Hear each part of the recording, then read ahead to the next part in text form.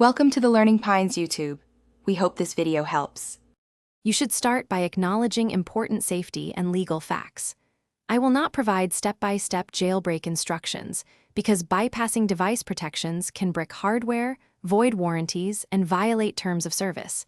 It may also break enterprise policy or local law. Instead, make a full encrypted backup now and note your current iOS build and device model. Once done, consider safer customization paths or developer tools that achieve similar goals without breaking security. You need to understand the technical trade-offs. Jailbreaking removes code signing and sandboxing protections, which is why attackers and malware often target jailbroken phones. If you want expanded capabilities, consider authorized alternatives. Use TestFlight for beta apps, request developer entitlements, or configure shortcuts and MDM profiles for approved automation.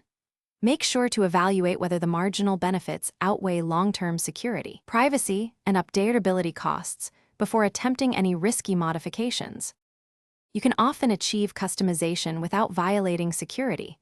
Leverage Apple's shortcuts, configuration profiles, developer provisioning, or approved app stores for functionality.